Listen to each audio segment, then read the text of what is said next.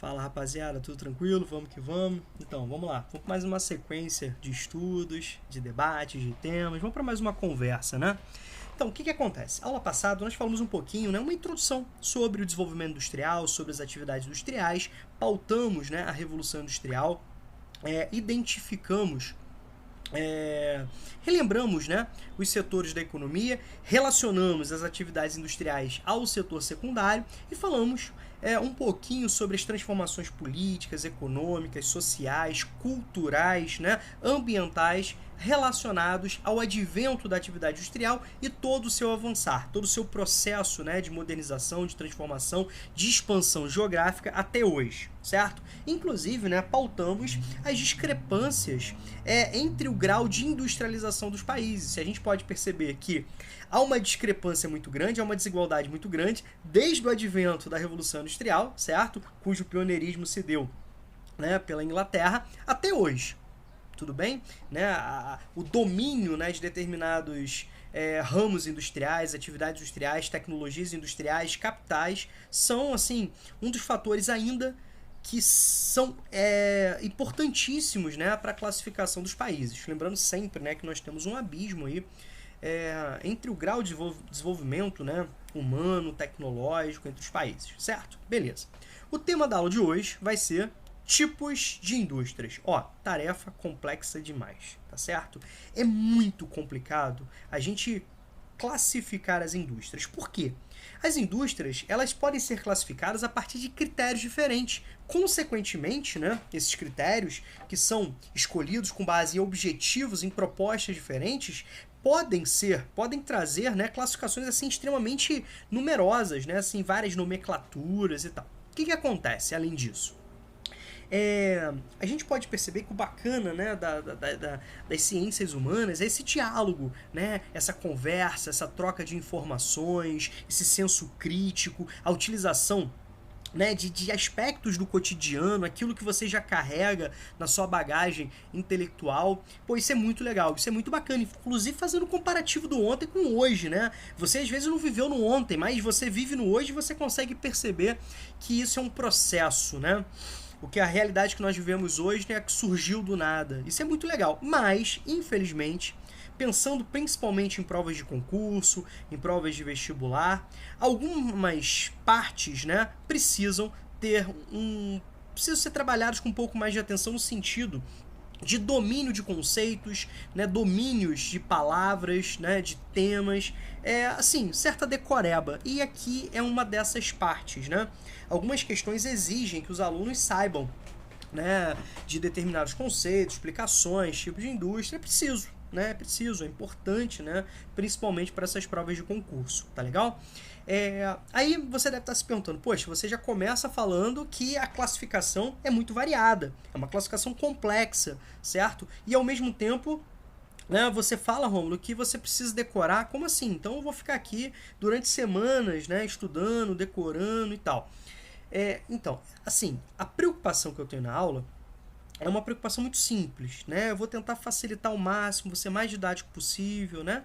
Exemplificar, mas eu vou partir para apenas 2 pontos de análise, né? A gente vai estudar a classificação das indústrias em relação à tecnologia empregada, tá bom? E aos bens produzidos.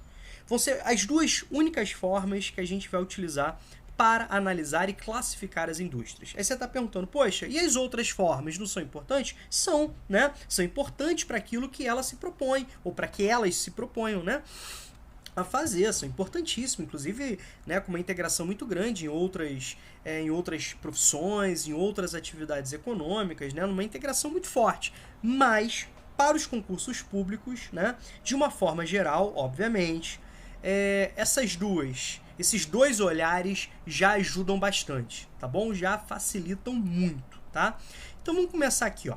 Vamos começar então pela primeira vertente, pelo primeiro olhar, pelo primeiro ponto, né, de observação, que é em relação às exigências tecnológicas, a classificação das indústrias a partir das suas tecnologias aplicadas.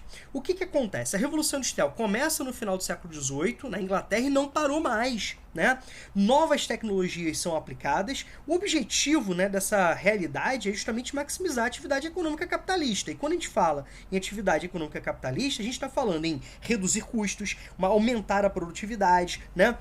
Aumentar a lucratividade. Então, novas tecnologias são incorporadas, né? Obviamente, que permitem uma produção mais rápida, mais veloz, com menor desperdício, com maior diversidade e, ao mesmo tempo, né, produtos novos, tá certo? Então, dentro desse aspecto, de acordo, né, com o aparato tecnológico empregado, as indústrias são classificadas como tradicionais, indústrias modernas e indústrias, né, de tecnologia de ponta. Tá legal? São as 3 classificações. Vamos falar um pouquinho, né? Uma forma bem singela aqui, bem resumida, né? Sobre essas indústrias tradicionais, certo? O que você precisa entender? Certo? Que essas indústrias tradicionais, em comparação, né, às outras indústrias, elas empregam uma menor tecnologia, tá certo? Pouca tecnologia. Ah, Romulo, quer dizer que não emprega tecnologia? Não, isso é um equívoco, isso é um erro. Emprega tecnologias, né? Inclusive tecnologias que no passado, né, já foram assim de ponta, tá legal? São hoje, se elas empregam pouca tecnologia, significa que elas são pouco automatizadas, pouco robotizadas. Consequentemente, o que a gente já pensa? Que exigem muita mão de obra. Vocês concordam? Tá certo? Geralmente essas indústrias tradicionais, elas também exigem muita matéria-prima, né? Muito volume de matéria-prima, certo? E ao mesmo tempo um consumo energético muito grande no seu processo produtivo, tá certo? E também quando falando de mão de obra, é importante destacar, além delas exigirem um volume muito grande de mão de obra, né? Uma baixa introdução de tecnologias de automação, de robotização, também significa que os seus trabalhadores eles são pouco qualificados, certo? Ou seja, uma menor exigência de qualificação laboral quando comparado aos outros ramos industriais, tá certo? Então, dentro dessa explicação, eu acho que já fica claro, né, na sua cabeça para você chutar aí alguns exemplos, né? Certo? Chutar não, acertar alguns exemplos. Pensem em indústrias que se classificam através desses pontos que eu destaquei para vocês. Pouca tecnologia, uma grande exigência de mão de obra. Essa mão de obra, né, não tem muita exigência de qualificação laboral, consomem muitas matérias-primas, consomem muita, né, energia, tá certo? Aí o que você pensa? As tradicionais. Qual foi o primeiro ramo no desenvolvimento, né, da Revolução Industrial? O setor têxtil. Olha o exemplo, né? O setor têxtil, o setor de vestuário, o setor calçadístico. Tá legal? São exemplos dessas indústrias tradicionais. A partir de determinados critérios, você pode incluir também as metalúrgicas e siderúrgicas, né? Como indústrias tradicionais. A gente vai falar um pouquinho sobre siderúrgicas daqui a pouco, quando nós falarmos sobre as indústrias, né? A classificação das indústrias a partir dos bens produzidos. Tá legal? Então são exemplos aí das indústrias tradicionais. Quando a gente fala das indústrias modernas, né, a gente já pensa numa outra etapa do desenvolvimento industrial. A gente já não pensa mais, né, tanto nessas indústrias que utilizam pouca tecnologia. A gente já pensa em indústrias, né, que já são que já recebem, né, recursos tecnológicos mais avançados, tá certo? E um determinado nível, né, até mesmo de automação e robotização. Tudo bem? Certo? Isso sempre comparando as indústrias tradicionais. Consequentemente, o que a gente pode perceber? Que há uma redução, né, no volume de mão de obra empregado nesses ramos industriais. E, ao mesmo tempo, se você está falando que você tem uma menor, né, exigência de número de trabalhadores, porque você tem uma maior automação, uma maior introdução de tecnologia, significa que você precisa também, né, da introdução de mão de obra qualificada, né, de uma forma mais abrangente. Então existem, né, etapas ali que vão exigir no seu processo produtivo mão de obra qualificada. Tá certo? Então a gente está falando, por exemplo, né, dos automóveis. Eu acho que o automóvel, né, as automobilísticas, se apresentam como um grande exemplo de indústria moderna. Tá bom? Você pode perceber que várias etapas são feitas através de robôs, como por exemplo, né, a parte de montagem da estrutura, de pintura, né, de solda. Né, elas já são feitas, né, com robôs, né, já são feitas de formas bastante automatizadas. As petroquímicas, né, você pode perceber quando você assiste aí, né, alguma reportagem, algum filme, a complexidade de algumas etapas ligadas, né, à indústria petroquímica. Isso é importantíssimo, tá, você perceber. Tudo bem? Mas eu acho, assim, para mim as indústrias de automóveis são os grandes, é o grande exemplo, né, de indústria moderna, tá bom? Agora, falando um pouquinho da tecnologia de ponta, aquela que está na vanguarda do desenvolvimento tecnológico. Eu queria até fazer uma ponte aqui e dizer que, infelizmente, esse desenvolvimento tecnológico, que é aplicado constantemente nas atividades industriais também, não somente, elas não têm como objetivo principal trazer melhoria das condições de vida da população de uma forma geral. Rômulo, mas traz, né? Traz maquinários, traz equipamentos, traz coisas novas, né? Mercadorias novas. Cara, mas o objetivo é atender ao mercado, né? O objetivo é atender aos anseios do sistema econômico, né? Produzir mais rápido, produzir mais barato, desperdiçar menos, né? Tempo, desperdiçar menos matéria-prima, desperdiçar, né? O menor grau possível, né? de investimentos aí, certo? Ou seja, não perder grana e ao mesmo tempo, né? Maximizar o lucro, inclusive com produtos novos, certo? Então, infelizmente, né, dentro desse aspecto, a gente precisa falar dos interesses econômicos envolvidos, dos interesses políticos e também militares. Então, a indústria bélica, vários setores ligados à indústria bélica fazem parte da tecnologia de ponta. E com isso a gente tem vários saltos tecnológicos. Reparem, os professores de história, os professores de biologia, né, de ciências, os professores de geografia, o quanto eles falam que, a partir das guerras, inovações aconteceram de uma forma assim muito rápida. Né? Como as guerras aceleraram muito determinadas, né, novidades, determinados avanços científicos, certo? Então, até, né, assim, a gente precisa entender isso, né, que assim, o desejo de dominar o outro, o desejo de superar o outro, o desejo, né, econômico, político, perpassa também por fortes investimentos bélicos que trazem, né, transformações muito fortes. E, de fato, né, a realidade de um mundo pós-guerra ela é totalmente diferente, inclusive em aspectos tecnológicos. Tá legal?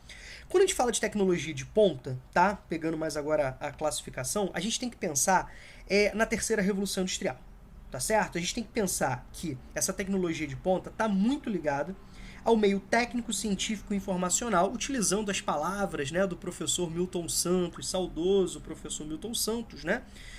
E quando a gente fala sobre isso, o que a gente precisa lembrar? Da telecomunicação, da engenharia, da química fina, da robótica, né, dos setores aeroespaciais, né, da biogenética, tá certo? Né, da informática. A gente precisa lembrar desses setores. Então, esses setores de ponta estão ligados, né, à vanguarda do processo tecnológico industrial, tá bom? Obviamente, nem todas as indústrias têm condições de aplicarem essas tecnologias, né? O investimento é muito forte, o investimento, né, é muito pesado, tá certo? Muitas indústrias hoje direcionam, né, praticamente a totalidade dos seus lucros aos investimentos em pesquisa e desenvolvimento tecnológico, né? Então você pega empresas, né, de alta tecnologia, tá, que empregam, né, tecnologia de ponta, né, melhor dizendo, que elas investem, né, a maior parte do seu lucro, até mesmo, né, quase a totalidade, pensando em ter um diferencial em pouco tempo em relação aos seus concorrentes, né? Lembre-se que nós vivemos hoje na era do capitalismo informacional, onde o domínio de tecnologia, o domínio da informação, né, é fator preponderante. O conhecimento é um fator preponderante. Aí você já começa a se perguntar, né? Você já começa a fazer aquela reflexão. Poxa, e o Brasil, né, sucateando universidades públicas, né, que são os nossos grandes, né, tecnopolos, produzem mais de 90% da nossa tecnologia, certo? O Brasil priorizando a lógica da agroexportação, a primarização da economia, a comotização do território. Tudo isso, né, vai aprofundando esse grau de dependência. Não é isso, Romulo? Perfeito. Se você está tendo esse pensamento, né, é isso aí. Tá? É isso aí que você precisa estar tendo de ponto crítico, né, de análise crítica, de análise, né, mais vasta, integrando vários pontos, inclusive assuntos, né, visto em vários outros capítulos, tá bom? Visto aqui essa classificação, a gente vai partir para a segunda classificação. Essa classificação, como eu disse para vocês no início, tem a ver com os bens produzidos, tá legal? Então a gente vai falar um pouquinho sobre a classificação das indústrias em relação à função econômica e produtiva destas, tá certo? Beleza. Elas são divididas em 3 grandes grupos, tá? As indústrias de bens de produção, que também são chamadas de indústrias de base ou pesadas, tá? As indústrias de bens intermediários e as indústrias de bens de consumo, tá bom? que apresentam subdivisões. É isso que a gente vai trabalhar. Eu queria apenas destacar mais um ponto. Existem, né, diferenças entre os autores, entre, né, os especialistas, né? Mas, de uma forma geral, a gente pode perceber que essas informações são assim, as básicas, né? As básicas para você saber. Tá legal? Você pode perceber que dependendo do esquema que você analisar, às vezes do livro didático que você recorrer, existem, né? Essas diferenças, essas classificações. Então vamos lá, vamos começar aqui para as indústrias de bens de produção, também chamadas de pesadas ou de base. Quando você fala esse nome, por que eu estou repetindo? Porque eu acho que já cria, né, um certo entendimento, ou pelo menos a procura por esse entendimento, tá? Certo? Essas indústrias, elas vão transformar matérias-primas brutas em matérias-primas processadas. Certo? Reparem que a gente está falando de mercadoria, né? É destinado ao mercado, é destinado ao objetivo econômico. Então, você transforma matérias-primas brutas em matérias-primas processadas que serão utilizadas por outras indústrias, por outros ramos industriais. Tá legal? Por outras etapas, né? Desempenhadas por outros tipos de indústrias. Percebeu isso? Essas indústrias, né? Elas são divididas em dois grandes grupos, tá certo? Em dois grandes braços. As chamadas extrativas e as de bens de capital. Tá legal? As extrativas são aquelas que extraem matéria-prima, né, de origem vegetal, animal, mineral, tudo bem? Assim, que não tem, né, muita modificação, né, em relação às propriedades básicas dessa matéria-prima. Então a gente está falando, por exemplo, da indústria, quando a gente fala de vegetal, a gente está falando da indústria madeireira. Tudo bem? Beleza? Quando a gente fala da produção mineral, a gente está falando, né, do extrativismo, como por exemplo a extração de petróleo, carvão, né, recursos energéticos. Tá legal? Certo? Repare como são exemplos que eu dei que serão importantíssimos para outras indústrias. Tá legal? Já as indústrias, né, de bens de capital, elas são indústrias, né, mais, né, são indústrias assim que podem fazer uma relação direta com as indústrias intermediárias. Por isso que eu coloquei aqui esses exemplos, tá bom? Então aqui ficou claro essa divisão aqui em extrativismo e bens de capital? Vê se ficou claro aí, tá bom? Certo? Vê se ficou claro para vocês aí. O extrativismo, né? Indústria, extrativismo, né? Vegetal, animal e mineral, beleza? As indústrias de bens de capital, tá? E os exemplos que eu dei para vocês, né? Quando a gente fala da indústria extrativista, indústria de madeira, por exemplo, né? A indústria extrativismo, né, mineral e tal, são os grandes exemplos, beleza?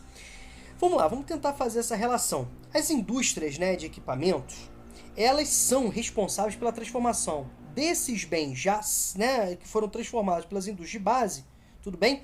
Para a utilização nessas indústrias intermediárias. E essas indústrias intermediárias, certo? Elas serão responsáveis pela produção de maquinários e equipamentos. Reparem que esses maquinários e equipamentos, eles podem ser utilizados e são utilizados, né, pela indústria de bens de produção, como também serão utilizados pelas indústrias de bens de consumo. O que eu quero chamar a atenção para isso? A relação entre elas. Então a gente pode, né, inclusive, criar aqui, ó, essa relação aqui, ó, fazer essa relação aqui. É isso que eu quero que você entenda. A relação dessas indústrias. Tá legal? Então, essas indústrias de bens intermediários, elas são abastecidas por matérias-primas processadas pelas indústrias de produção. Tudo bem? E, consequentemente, né, elas produzem equipamentos e maquinários que também serão utilizados pelas indústrias de bens, né, de produção pesados ou de base. Tudo bem aí, não? Com isso, eu chego num ponto, né, que eu não falei antes para vocês. Indústria de base. É a base. E significa que outras indústrias só existem, são possíveis, né, de existirem, porque existem as indústrias de bens de produção. Porque elas produzem matérias-primas processadas que serão estruturadas, garantirão a estrutura dessas indústrias. Tudo bem? Certo? Beleza?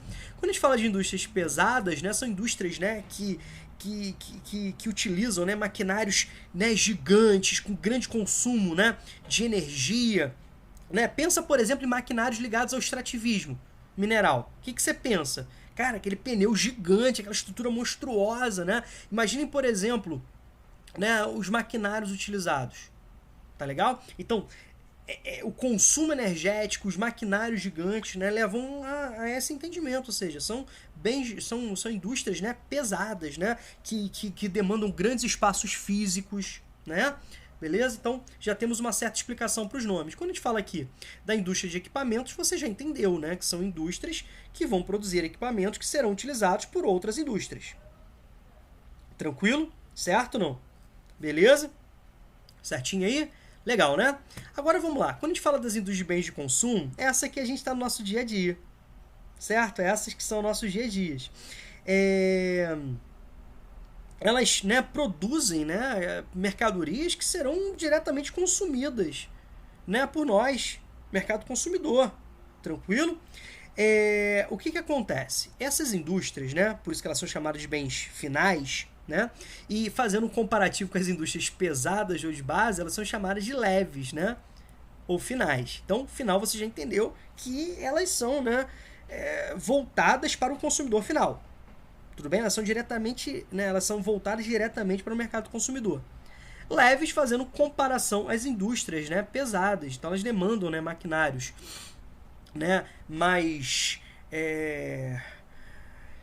de menor porte, né, mais sofisticados, né, com maior precisão, né?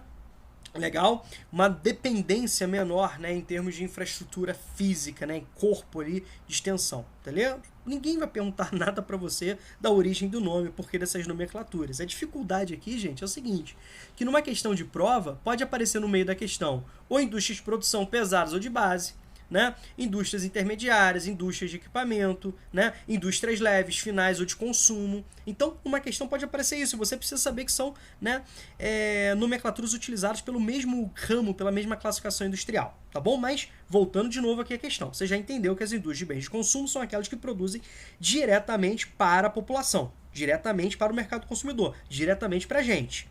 Tá claro? Beleza? E elas são divididas em não duráveis e duráveis, certo? Quando a gente fala das indústrias não duráveis, elas produzem mercadorias, né, muito comuns e necessárias, né, de primeira urgência para o nosso dia a dia. Tudo bem? Certo? E são produtos, né, perecíveis, de uma forma geral, com pouca durabilidade, né? Com uma duração já pré-estabelecida em muitos casos. Então a gente está falando, por exemplo, da indústria alimentícia, da indústria têxtil, da indústria calçadística, né? A gente está falando até mesmo de remédios, né? Beleza? Indústria de cosméticos, estão ligados aqui, tá bom? Agora, quando a gente pensa em bens que a gente consome, que apresenta, né, uma durabilidade maior, mercadorias que não são perecíveis, o que você pensa? Você pensa em eletrodomésticos, você pensa em eletroeletrônicos, né? Você pensa em automóveis, tá legal? Todos são exemplos dessas indústrias de bens duráveis. Tá certo? Bacana? Então, por isso que nas aulas de história, né, o professor, né, de história da indústria, né, de geografia econômica, de história propriamente dita, o professor fala, né, sobre, né, Getúlio Vargas, sobre JK, e ele utiliza essas nomenclaturas. Então, por exemplo, durante o período JK, né, muitas indústrias de bens duráveis chegaram no Brasil, muitas transnacionais foram atraídas, né, para o Brasil. Beleza? Naquele governo de Juscelino Kubitschek, iniciado ali em 56, ou seja, na segunda metade do século XX, levando o Brasil a um outro patamar. Então, muito daquilo que o Brasil precisava importar de produtos duráveis, o Brasil passou a produzir internamente dentro de um modelo de orientação que passou a ser chamado de modelo de substituição de importações, onde Juscelino Kubitschek acreditava que atraindo essas indústrias, ele conseguiria acelerar o processo de desenvolvimento econômico e tecnológico no Brasil. Ou seja, o Brasil, de uma forma autônoma, demoraria muito tempo para desenvolver essas indústrias. E trazendo indústrias de fora significaria, na visão de Juscelino Kubitschek, né, para a visão do seu governo, significava também trazer investimentos e trazer tecnologia. E com isso aceleraria muito o desenvolvimento, né, econômico e produtivo do Brasil. Daí a relação com 50 anos em 5, né? Um dos aspectos importantes, né, desse slogan é justamente essa atração. Então muitas indústrias, né, de automóveis vieram para o Brasil, indústrias, né, de equipamentos eletroeletrônicos, né, vieram para o Brasil. Foi um momento onde amplia-se a sociedade de consumo, legal? E não é à toa, né, que esse governo passou, né, a ter um período ali que a publicidade era muito forte, um dos aspectos do JK, ele passou a ser um dos anos dourados, né? Então, assim, Muitos utilizam umas nomenclaturas que eu não gosto muito. Por exemplo, Juscelino Kubitschek é o pai da indústria de bens duráveis, né? Enquanto Getúlio Vargas é o pai das indústrias de base.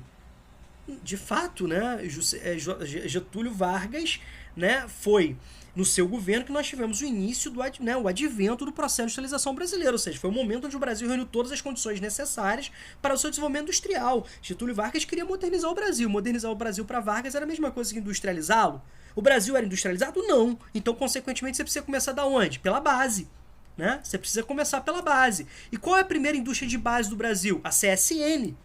Né, a Companhia Siderúrgica Nacional, inclusive aí, com recursos provenientes dos Estados Unidos num contexto de guerra, numa política de barganha, certo? E aonde que ela fica? Volta Redonda, né? Rio de Janeiro, mais próxima, né, desse eixo de expansão urbano-industrial que já se apresentava nesse contexto aí inicial entre São Paulo e Rio.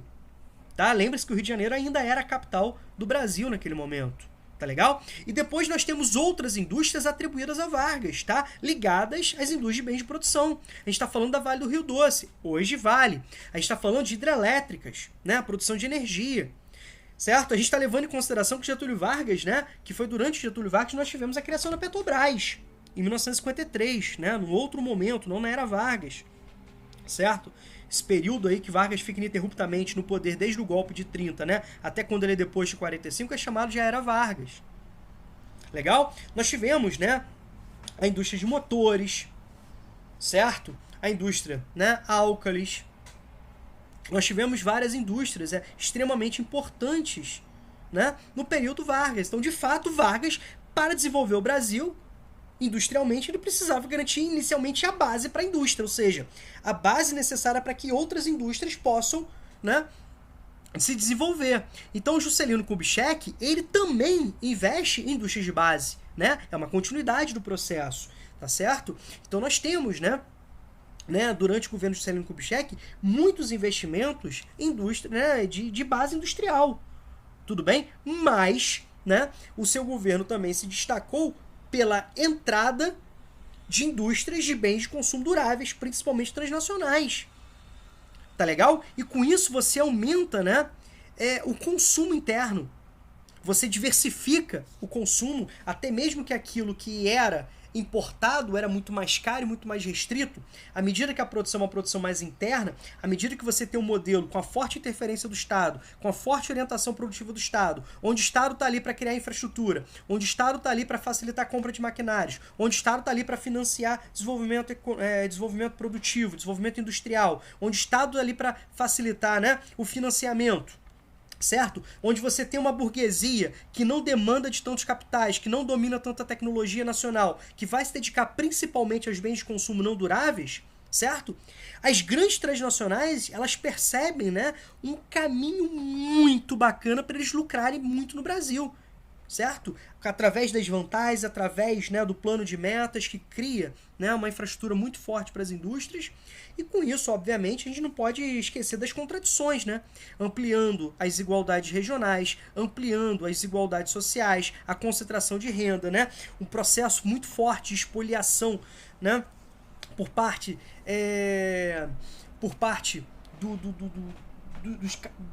dos capitais sobre a parte social, ou seja, um processo de apropriação muito forte, onde o trabalho, né, passa a ser visto cada vez mais como mercadoria, onde, né, a concorrência leva à quebra de pequenos empreendimentos, há um processo de modernização do campo, onde o camponês é expulso da sua terra, onde o pequeno agricultor ele não consegue competir com o grande agricultor, onde é a chegada, né, de modernização do campo para atender as demandas da cidade, né? Visualiza-se também no campo possibilidades reais de investimentos. Isso intensifica o desenvolvimento, né, da modernização do campo, mais a atração da indústria. Você tem fatores repulsivos crescendo no campo, fatores atrativos crescendo na cidade. Aí o que você lembra? A intensificação do êxodo rural e com isso um processo de urbanização muito acelerado e caótico, né, com baixo planejamento público. Estão percebendo essa relação?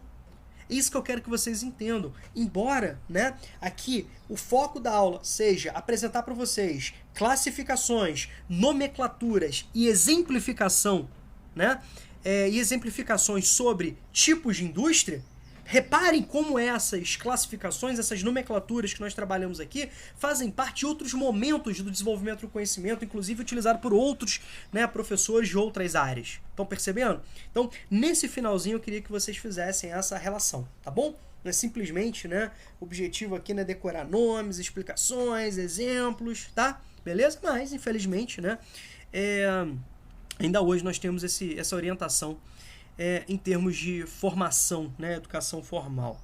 Beleza? Então é isso, galera. Obrigado pela atenção de vocês. Grande abraço. Até a próxima.